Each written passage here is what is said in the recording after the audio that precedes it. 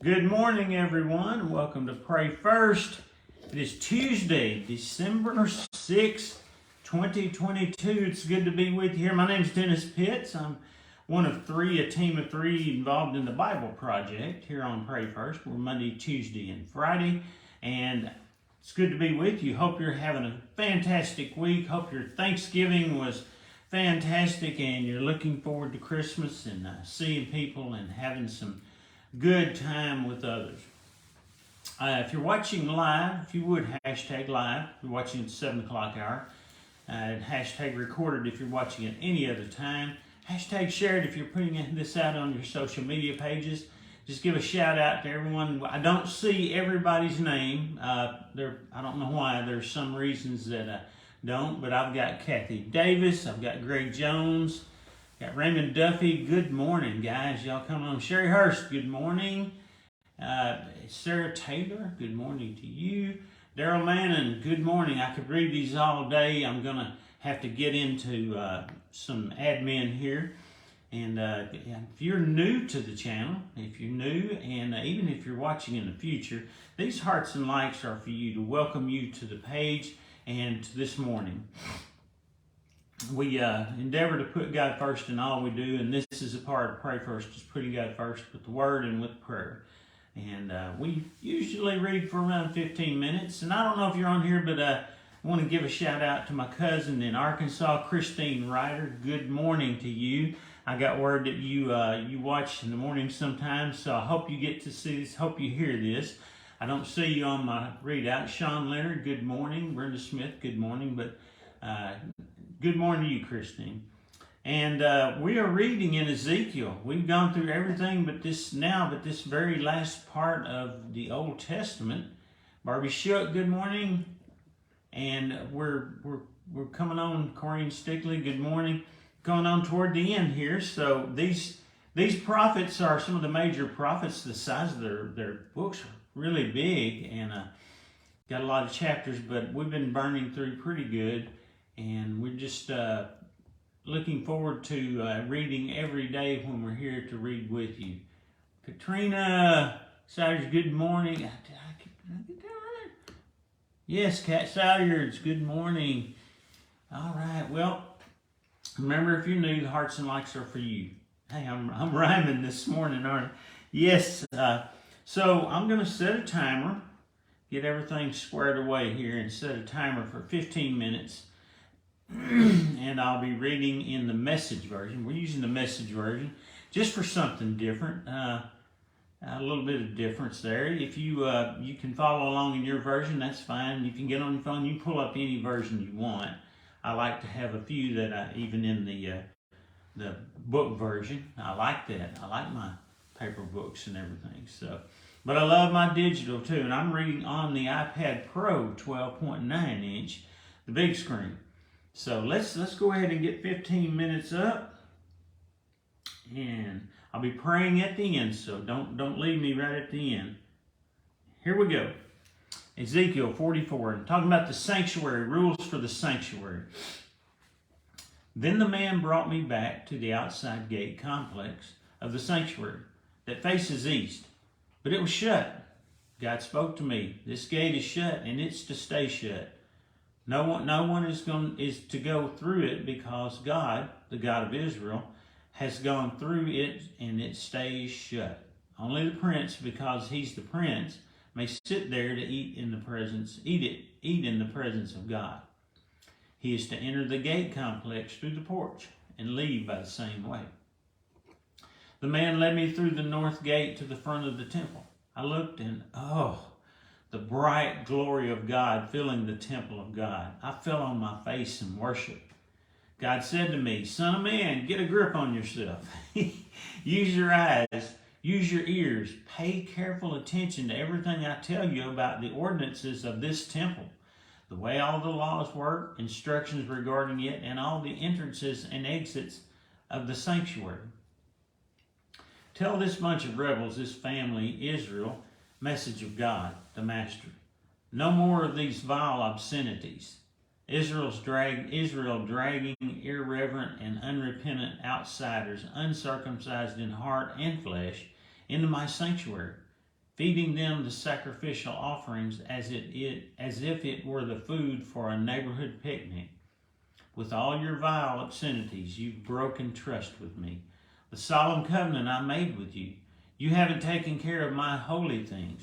You've hired out the work to foreigners who care nothing for this place, my sanctuary. No irreverent and unrepentant aliens, uncircumcised in heart or flesh, not even the ones who live among Israelites, are to enter my sanctuary.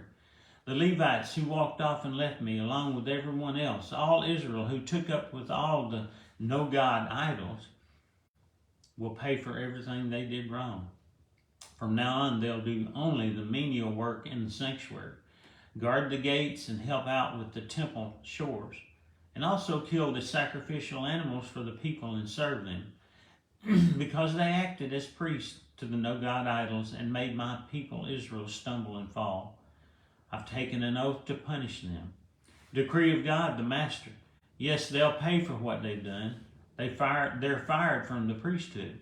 No longer will they come into my presence and take care of my holy things. No more access to the holy place.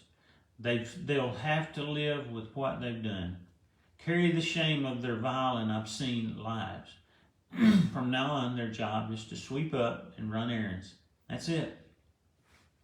But the Levitical priests who descend from Zadok, who faithfully took care of my sanctuary when everyone else went off and left me, are going to come into my presence and serve me. They're going to carry out the priestly work of offering the solemn sacrifices of worship. Decree of God, the Master. They're the only ones permitted to enter my sanctuary. They're the only ones to approach my table and serve me, accompanying me in my work. When they enter the gate complex of the inside court, they are to dress in linen. No woolens are to be worn while serving at the gate complex of the inside courtyard or inside the temple itself. They're to wear linen turbans on their heads and linen underclothes, nothing that makes them sweat. When they go out into the outside courtyard where the people gather, they must first change out of the clothes they have been serving in, leaving them in the sacred rooms where they change to their everyday clothes so that they don't trivialize their holy work by the way they dress. They are to neither shave their heads nor let their hair become unkempt, but must keep the hair trimmed and neat. No priest is to drink on the job, no wine while in the inside courtyard. Priests are not to marry widows or divorcees, but only Israelite virgins or widows of priests. Their job is to teach my people the difference between holy and common, to show them how to discern between unclean and clean. When there's a difference of opinion, the priest will arbitrate. They'll decide on the basis of my judgments, laws, and statutes. They are in charge of making sure the appointed feasts are honored and my Sabbaths kept holy in the ways I've commanded. A priest must not contaminate himself by going near a corpse. But when the dead person is his father or mother, son or daughter, brother or unmarried sister, he can approach the dead. But after he has been purified, he must wait another 7 days. Then when he returns to the inside courtyard of the sanctuary to do his priestly work in the sanctuary, he must first offer a sin offering for himself. Decree of God, the Master. As to priests owning land, I am their inheritance. Don't give any land in Israel to them. I am their land, their inheritance. They'll take their meals from the grain offerings, the sin offerings, and the guilt offerings.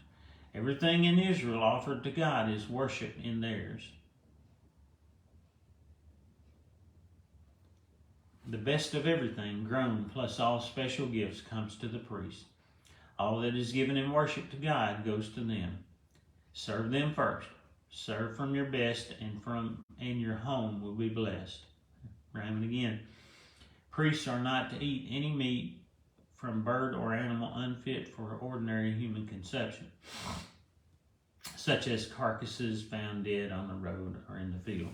Roadkill, chapter 45. When you divide up the inheritance of the land, you must set aside part of the land as sacred as sacred space for God, approximately 7 miles long by 6 miles wide, all of it holy ground. Within this rectangle, reserve a 750-foot square for the sanctuary, with a 75-foot buffer zone surrounding it. Mark off within the sacred reserve a section 7 miles long by 3 miles wide. The sanctuary with its Holy of Holies will be placed there. This is where the priests will live, those who lead worship in the sanctuary and serve God there. Their houses will be there along with the holy place. To the north of the sacred reserve, an area roughly 7 miles long and 2¼ miles wide will be set aside as land for the villages of the Levites who administer the affairs of worship in the sanctuary. To the south of the sacred reserve, measure off a section 7 miles long and about 1.5 miles wide for the city itself, an area held in common by the whole family of Israel. The prince gets the land abutting the 7-mile east and west borders of the central sacred square, extending eastward toward the Jordan and westward toward the Mediterranean. This is the prince's possession in Israel. My princes will no longer bully my people, running roughshod over them. They'll respect the land as it has been allotted to the tribes. This is the message of God, the Master. I've put up with you long enough, Prince of Israel. Quit bullying and taking advantage of my people. Do what's just and right for a change. Use honest scales, honest weights, and honest measures. Every pound must have 6 ounces. Every 16 ounces. Every gallon must measure 4 quarts. The ounce is the basic measure for both, and your coins must be honest. No wooden nickels. Everyone in the land must contribute. These are the prescribed offerings you are to supply. 1/60th part of your wheat, 1/60th part of your barley, 1/100th part of your oil, 1 sheep out of every 200 from the lush pastures of Israel. These will be used for the grain offerings, burnt offerings, and peace offerings, for making the atonement sacrifices for the people. Decree of God, the Master. Everyone in the land must contribute to these special offerings that the prince in Israel will administer. It's the prince's job to provide the burnt offerings, grain offerings, and drink offerings at the holy festivals, the new moons, and the Sabbaths, all the commanded feasts among the people of Israel. Sin offerings, grain offerings, burnt offerings, and peace offerings for making atonement for the people of Israel are his responsibility. This is the message from God, the Master. On the first day of the first month, take an unblemished bull calf and purify the sanctuary. The priest is to take blood from the sin offerings and rub it on the doorpost of the temple, on the 4 corners of the ledge of the altar, and on the gate entrance to the inside courtyard. Repeat this ritual on the 7th day of the month for anyone who sins without knowing it. In this way you make atonement for the temple. On the 14th day of the first month, you will observe the Passover, a feast of 7 days. During the feast, you will eat bread made without yeast. On Passover, the prince supplies a bull as a sin offering for himself and all the people of the country. Each day, to each of the 7 days of the feast, he will supply 7 bulls and 7 rams, unblemished as a burnt offering to God, and also each day a male goat. He will supply about 5½ gallons of grain offering and a gallon of oil for each bull and ram. On the 15th day of the 7th month, and on each of the 7 days of the feast, he is to supply the same materials for sin offerings, burnt offerings, grain offerings, and oil. Let's try one more chapter, chapter 46. Message from God, the Master. The gate of the inside courtyard on the east is to be shut on the 6 working days, but open on the Sabbath. It is also to be open on the new moon. The prince will enter through the entrance area of the gate complex and stand at the gatepost as the priests present his burnt offerings and peace offerings while he worships there on the porch. He will then leave, but the gate won't be shut until evening.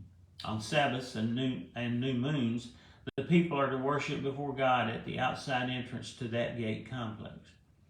The prince supplies for God the burnt offering for the Sabbath, 6 unblemished lambs and an unblemished ram. The grain offering to go with the ram is about 5.5 gallons, plus a gallon of oil and a handful of grain for each lamb. At the new moon, he is to supply a bull calf, 6 lambs, and a ram, all without blemish. He will also supply 5.5 gallons of grain offering and a gallon of oil for both ram and bull, and a handful of grain offering for each lamb. When the prince enters, he will go through the entrance vestibule of the gate complex and leave the same way. But when the people of the land come to worship God at the commanded feast, those who enter through the north gate will exit through the south gate, and those who enter through the south gate will exit from the north gate. You don't exit this gate through which you enter, but through the opposite gate. The prince is to be there, mingling with them, going in and out with them. At the festivals and the commanded feast, the appropriate grain offering is 5.5 gallons, with a gallon of oil for the bull and ram, and a handful of grain for each lamb. When the prince brings a free will offering to God, whether a burnt offering or a peace offering, the east gate is to be open for him. He offers his burnt offering or peace offering the same as he does on the Sabbath. Then he leaves, and after he is out, the gate is shut. Every morning you are to bring a yearling lamb unblemished for a burnt offering to God. Also, every morning bring a grain offering of about a gallon of grain and a quart or so of oil to moisten it.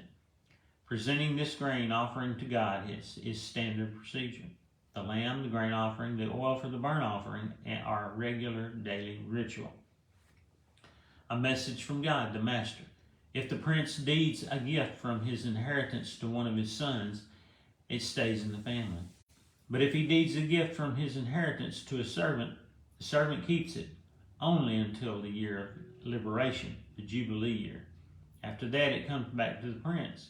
His inheritance is only for his sons. It stays in the family. The prince must not take the inheritance from any of the people, dispossessing them of their land. He can give his sons only what he himself owns. None of my people are to be run off their land.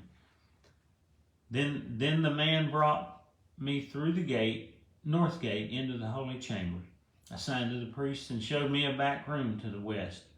He said, "This is the kitchen where the priest will cook the guilt offering and sin offering and bake the grain offering, so that they won't have to do it in the outside courtyard and endanger the unprepared people out there with the holy."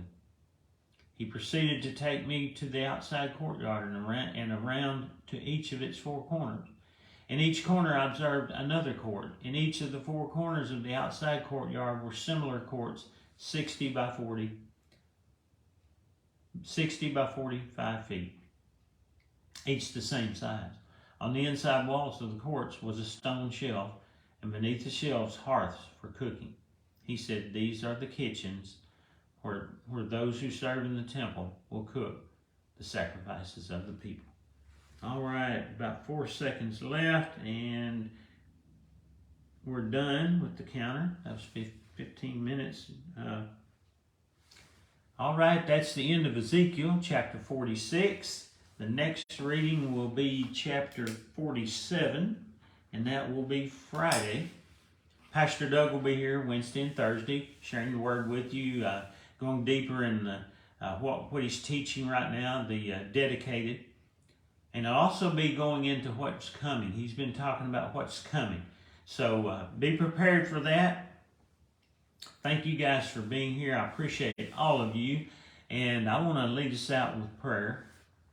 And before we leave, and I'm going to call on the Lord for healing and deliverance. Lord, we love you. Thank you so much for this day. We thank you and love you for guiding and saving us, Lord. I asked healing for those that are sick, Lord, for these various illnesses that are going around. And I pray healing, Lord, and immunity from these things that are going around. I also pray deliverance, Lord, for those that are oppressed, that you reveal yourself to them as a light in the dark to lead them out of oppression. And Lord, I pray that you redeem them to their original purpose. Lord, as you brought us out and you redeemed us, Father, I thank you so much for your healing hands as well. And we all ask these things in the name of Jesus. And everybody said, amen. All right, guys, you have a fantastic day. Get out there. Be careful if you're driving, and I'll see you next time. Bye.